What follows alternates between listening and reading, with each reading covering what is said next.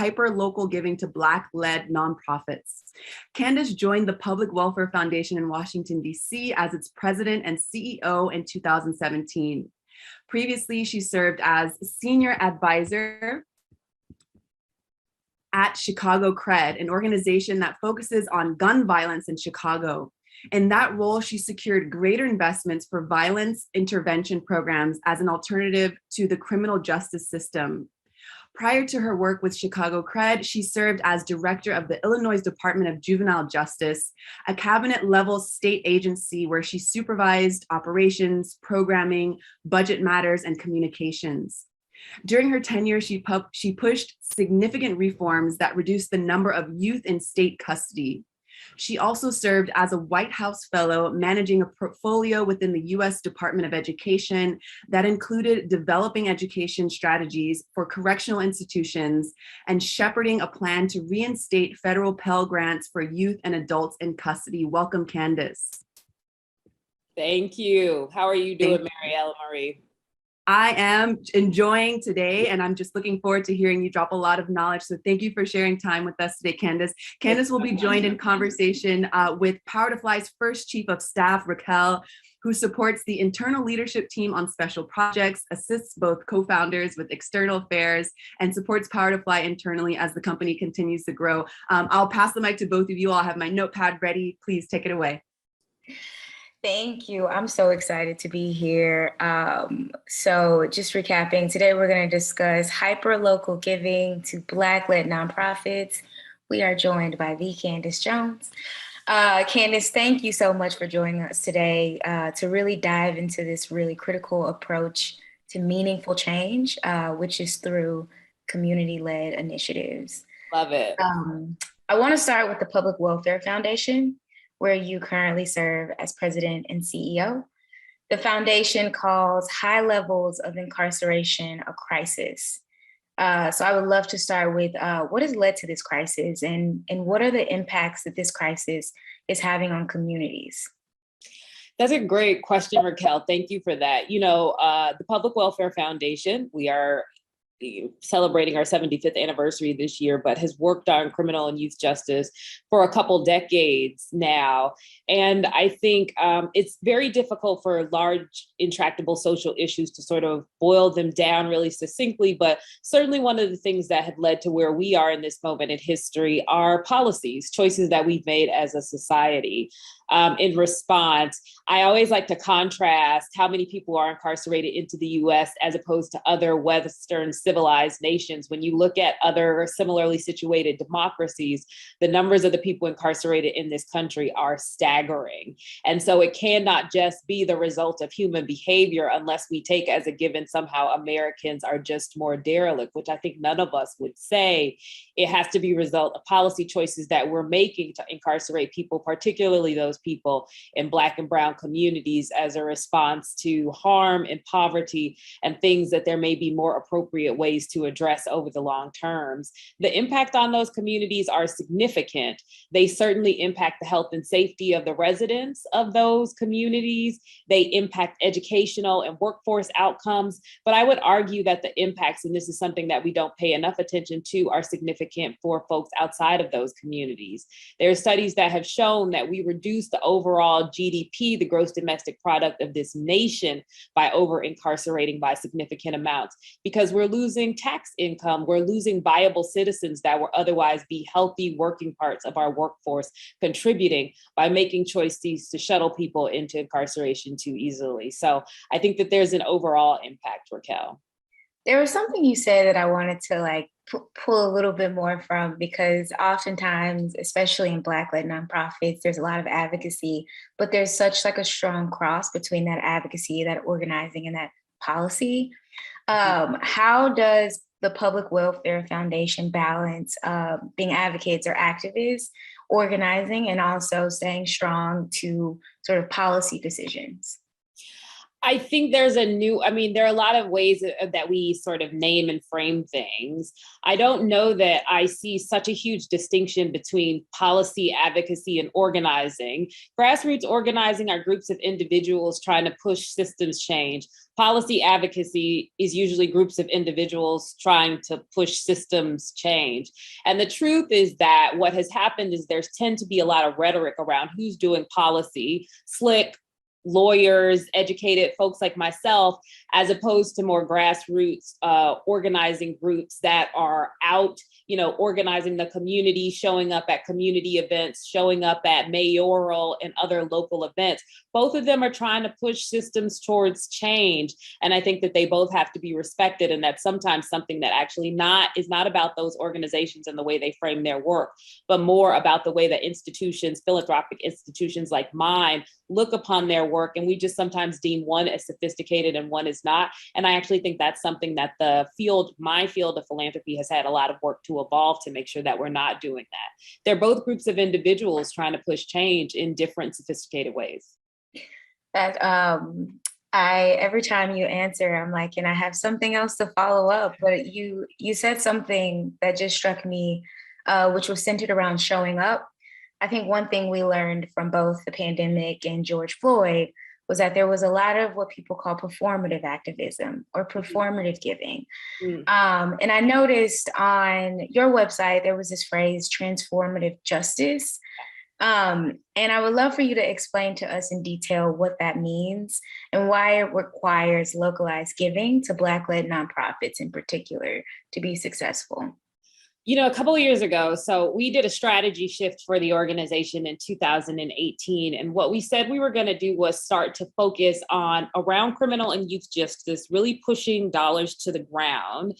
That was driven particularly by an acknowledgement that a lot of the issues that we advocate for and those that we advocate for, where there's a lot of national discussion about them, the rubber hits the roads on those policies in local community. You're trying to change local municipal laws, county functioning and systems change, and state laws, and really driving the resources to the ground where folks can get access to them are really important.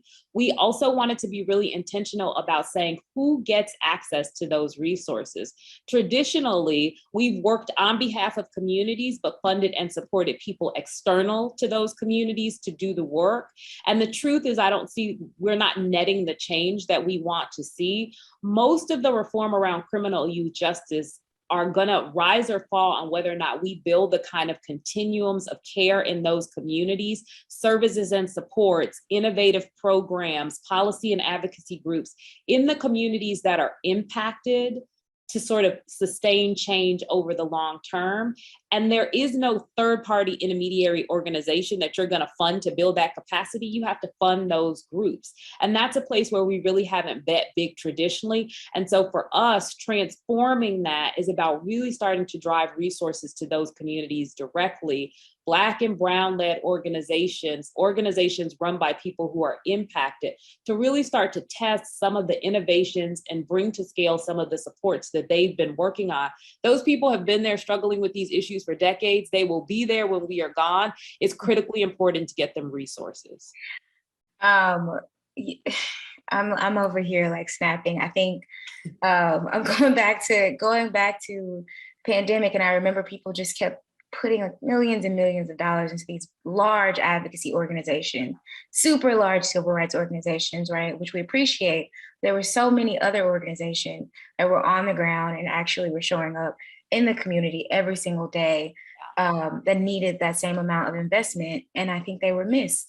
And that was frustrating. And I'd love to know why you think that's happening. We're starting to realize that giving to these large organizations and advocacy groups is more of sort of like a top-down approach. And the people who are the most impacted are sort of here needing that direct resource, and they're not receiving it because they're not receiving that priority, and it's leading to failure.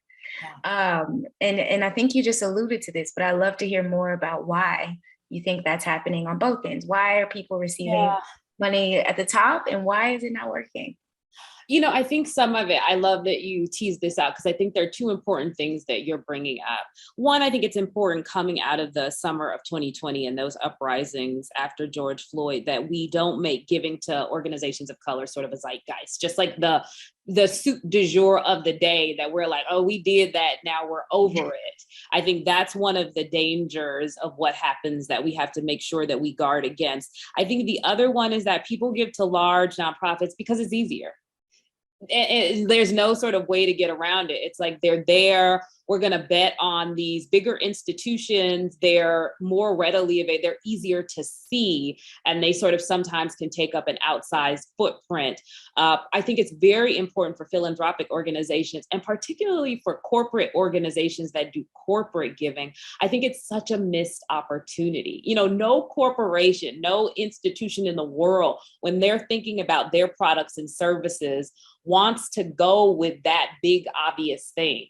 But then all of a sudden in our giving, we say, oh, the big obvious thing is the way to go. We want to innovate, right? Like in the products and services that many corporations produce for the market themselves, they want to be innovative. Nobody wants to have the app that looks just like somebody else's. They want to innovate and do the new disruptive thing. And yet in giving, we don't have the same kind of care for what is the potential to support and grow innovation. Many of these groups have an opportunity to say there's either an issue we want to work on, or in one of the places where our corporate offices are located, we could really spend some time figuring out what's the network of nonprofits with credibility doing innovative work on the ground, and really in a sustained way give to them, grow and scale them, and have this complementary way of looking at and supporting innovation in their giving the same way they do in their private sector work. But that takes a little more work and dedication than just being like, we're going to give to the sort of big, I'm not going to name any names, but sort of like easy institution. But we missed the opportunity actually to do something that could really drive impact by not sort of having a little bit more of that care and research. Yeah. Your first answer was it's easier. And in my head, I was like, is it easier? Why is it easier? That's so frustrating. I think what it is a lot more convenient. Most times people don't want to put sort of the time in to understand where the community organizations are, or sort of where like large organizations can draw a line between their work and the community organizations on the ground. And I've thought about this before, but I'd love to know how, in your opinion, can large civil rights organizations or advocacy groups support the on the ground groups more? Like, what is it that they can do other than just amplify? What should we be doing right now? I think large civil rights organizations, corporations alike, have a responsibility to fund and to network and amplify these groups, but amplify them in a way that really gives access. So I think it's important to drive that funding to the ground. There is no substitute for resources, right? When corporations are testing new things, when they're trying out new innovations, there's some things that work and there's some things that don't, but they all have an opportunity to flourish because there are resources available for that. These groups need that. The same is true with big civil rights groups. They can advance issue and policy campaigns. They can take up and sort of have outsized presence in the market because they have resources. And those are things that we starve out for smaller Black-led nonprofits on the ground. They need access to those resources. Amplification needs to make sure that it doesn't bastardize or put these groups to the side, that it really focuses them in the center and networks them. Their access to national corporate organizations that they can use for brand identification, that they can be a part of their corporate giving events and sponsorship opportunities. If a corporation has like a list of organizations that their employees on a regular basis can give to, those groups need to have access to those lists to be able to get on them. They need the kind of networking and amplification that's meaningful and will really drive resources and access to those groups. And I think that that's something that we still have a lot of work to do. Okay, you're making me want to figure out a way that we can go do this work right now. Because I'm like, this is super important. And honestly, I think it's something that needs to be done and as soon as possible. Yeah. But obviously we have people here who join this conversation because they want to become more aware. Yeah. And they want to hear from you how they can become more aware of and support Black-led nonprofits near them, since we don't have the structure currently? I think one way that they can do it for sure is to follow us. This is our 75th anniversary year. We're going to be very loud and proud on all of our social media, not just about our institutional work, but specifically about amplifying not small nonprofits doing incredible work in the jurisdictions that we work in all over the country. I think it's a great opportunity for audience members to follow us at Public Welfare on Twitter and Instagram, or myself, which will always be circling back to the foundation, at CC Jones 235 on Twitter, because we're going to be talking about specifically groups in Washington, D.C., in Georgia, in Mississippi, in Louisiana, in Oklahoma, in Colorado, in Michigan, and in Milwaukee that are doing incredible work. They're proximate, they're rooted in the community, and they're driving change. And it's a real opportunity to follow organizations like mine or other groups that are really intentional about holding up other organizations and saying, these are the kind of groups we can follow, learn about them, and ultimately put them in a position to get greater support. We received a question from the audience, which was pretty similar to the one that I just gave, about both monetary and non-monetary ways to support Black-led nonprofits. I would just echo everything you just said, and also focusing on everyone who is local and right around you and is doing the work that you are passionate about in particular. So I think a lot of us as individuals, and Candice, I know you likely have an answer to this as well, we have our own passions. And usually if we just stick our heads outside of the door where we're living, there's someone doing that work right around us. It does take a little bit more investment, but it's usually right there. And so I would say obviously giving is easy, but looking for that and making sure everyone around you knows that is easier. But you were going to say something. There are three things specifically that I would say to this audience in particular. The obvious, one of the ways is giving. If there are corporate giving programs, doing some research in the place, particularly where the corporation sits or some of its major operations sit, and being intentional about saying, these are lists of organizations in and around our operations that we're going to support. Another really critical way is adding those groups. If you have corporate giving lists where employees can sort of self-select at the beginning of the year, this is how much I want to come out of my check on a regular basis to support these organizations. It can be a powerful way to build the capacity of organizations. Another way, particularly on criminal and youth justice, is in their hiring policy and practices. All of these organizations have an opportunity to create pipelines of people into jobs and roles, right? On these issues, after you have collateral consequences, being able to come into a living wage job is a really important thing that they can do. So really being intentional about their policies, partnering with some of these groups to create pipelines for the folks that they serve can be a powerful way. And then inviting them to corporate social responsibility events, networking them, using some of their resources, whether or not it's tech engineers or other things, and saying, how can we be a resource to your organizations, building your website, offering other in-kind services, using our audit department to help to ensure that you have audit capacity. There are lots of ways that organizations can get involved, but the first step is really sort of researching and knowing who those are, picking a few to say, we really are going to try to work intentionally with you, and then offering a suite of services to do so. That's great. I have nothing to add to that. And I took notes of that for myself. I want to open up the room for questions. If anyone has any questions, please send them our way right now. But before that, in the meantime, I want to switch gears a little bit because this summit is titled What's Working and What's Needed. And if there's one thing we've learned over the past 2 years and in this work, we need to take care of ourselves. That's needed. So would love to know from you, and would love for you to share with us, how do you take care of yourself mentally? What does self-care look like for you? I know you're in DC. So what does it look like? What does it look like to keep your mind okay during really tough work and really tough times?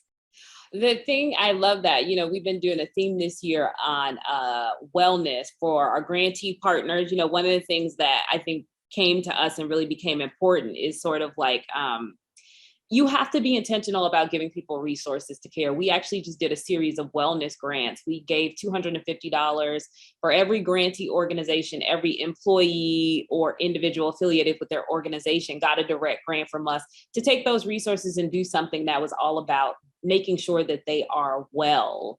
And I think it's really important. It's almost like sending troops while we're talking about war to the front line to fight issues, but not adequately equipping them with what they need. And mental health and wellness is one of the things that they need to succeed in these critical fights. For me personally, I spend a lot. Working out is a retreat for me. It's a space where I can sort of take some time for myself. Like literally when I'm doing it, in my mind, I'm like, this is for me. I am taking this time just for me. And it just allows me to sort of like dead all the noise of the world. I have such clarity of mind. If I'm on the run or spinning or doing something like that, it's important. And then I'm trying to do a lot more taking time with family and loved ones. I see, and I love the people I work with, and I love our partner and grantees, but there are family members and friends, particularly with the pandemic, that I haven't seen as much. And so I'm spending a lot more time being intentional about getting into spaces where I can spend quality time with them, because for me as an individual, that's restorative. So I love that. How are you doing that? The exact same thing. I know I'm not okay when I haven't worked out in more than 2 days. Yeah. It feels different, right? You're like, feels so different. I have to exercise. I have to keep my body moving, the serotonin. Like I have to keep moving. Otherwise, I like get into the slump. And of course, we were just in winter season, so everyone's coming out of seasonal, right? Sadness. And then family for me too. My entire family is in the South. And actually, yeah, when I found that I was talking, I really wanted to ask you this because someone's at my door. That's okay. Life happens. That's what you can do. My entire family's in the South, in Mississippi. I love it. That's where I first learned about like parchment farms and the high levels of incarceration sort of in the Deep South. And I wanted to ask you as a leader, where do you see those overlooked areas and the areas where the work is urgent? And sort of how do you cope with trying to figure out where to start with the Mississippi Deltas and the Louisianas that no one's talking about often? I love that question because I think it's related. So much of why we are talking about transformation and driving money to the ground into Black-led organization is because we are acknowledging that there are all these spaces in innovation and resource allocation that have been overlooked. And I think likewise, there are whole regions of the country where we have just overlooked. We have not given enough adequate resources to build capacity for social change in the South, right? We've seen that when those resources are available, surprising things can happen, but we just don't do it enough. And so we're betting big on states like Georgia and Mississippi and Louisiana. Oftentimes, there are groups on the ground doing incredible work, literally on fumes, but they just have to have more resources. And so that's why we have a big footprint in the South. We have a big footprint in the Midwest, because traditionally those are jurisdictions where there are not enough dollars for innovation. And we really want to make sure that we're planting our feet in those places. Like we said earlier, it's like, we don't just want to give to all the obvious groups. We don't just want to give in all the obvious jurisdictions. We want to make sure we're being intentional about seeding resources and tilling ground in places where there's not yet enough innovation and getting resources to those places so it can grow. I'm so, as if that wasn't complicated enough, I wanted to tie in the pandemic, and someone from the audience actually just asked this question as well. What are the impacts that you're seeing from COVID-19 on supporting Black-led nonprofits in super popular areas and also in those areas that aren't as popular or talked about as much? Do you think it was more positive or negative? I know that we had a really big wave of giving in the middle of the pandemic, but also I believe that has decreased significantly. And now people are home more, people are having issues with labor. In general, what has been the impact? I think it's been a really hard time. I think it's both. It's ebbed and flowed. I think it's been a really hard time, particularly for smaller Black-led nonprofits on the ground. One of the things that, the communities of color were hard hit by COVID-19. They were then hard hit by the economic impacts of COVID-19. And a lot of those organizations needed to be, because the access to them is so close, they needed to be responsive to those community needs. So they were in hyperdrive. some organizations did get an influx of resources post George Floyd. Not all of them did, depending on their level of visibility. But certainly, as we said earlier, the fact that that ebbs, right, and didn't sort of universally hit groups on the ground, and also is not necessarily something that feels like people really appreciate yet needs to be sustained, is going to be hard for those organizations. And so one of the things that we tried to do, like giving the wellness grants, is also make sure that those groups have general operating support. There were a lot of things I think that we all know. There was so many things about the pandemic that none of us just could foresee. And if you were at any organization, which presumably, by privy of the fact that you're on this call, you were somewhere, you know that everybody had to pivot and you needed resources to do that. And for these smaller organizations, there weren't a lot of resources that they could just reallocate. If you get a grant or you get some restricted money to hire a program staff and do a really specific thing, it is not dispositive. You can then just take that money and go buy computers so that everybody can start working remote. So a lot of these organizations really had to pivot to be able to do that. And we wanted to make sure there were resources available. So it's been hard. Like, people have been doing a ton of work at a time when it's difficult to do it. Yeah. What I want to get Naomi's question in here. Naomi asks, do you provide the service for small organizations to network for supporting connection and assembling grant writing? We do a lot of things for our grantees. One of the things, we try to network our organizations. Like I said, if you follow us on Twitter, you see we spend all our time trying to amplify our groups. Part of what we're trying to do is for other funders and organizations that follow us, we want to make sure that who they are learning about is not just the foundation, but actually the organizations the foundation support. We will do audit training programs. We will work with grantees on grant writing. We will give them grants to hire grant writers and bring in development consultants. We will really work with our organization to do the kind of support that they need to thrive, because institutions run, just like all of our private institutions, they run with sort of a whole backstop of resources. And so we try to make sure that we resource the organizations on the ground similarly to do what they need to be successful. Right. Well, I'm inspired and I've learned so much. I just want to sort of reiterate that we really do have the opportunity to innovate the way that we're thinking. By supporting new organizations and understanding that people sometimes go into safer bets, but it's about time that we transition into newer and what other people would consider riskier organizations. So as we close out, just want to name again that this is your 75th anniversary. Where can people find you? Where can they support you? Where can they learn more? What's in progress? What's your sort of call to action for us before we head out? My call to action is to make sure that you're learning about those Black-led and small nonprofits that are in and around your operations. The organizations can be giving, they can be creating pipelines for jobs and partnership, they can be amplifying and supporting these groups, and also offering a suite of supportive services to those organizations. To learn more about organizations that we're supporting in this, our 75th year, follow us at Public Welfare on Twitter and Instagram, and me at CCJones235. Thanks so much, Raquel and the Power to Fly team. This has been fun. Thank you. Thank you, Candice.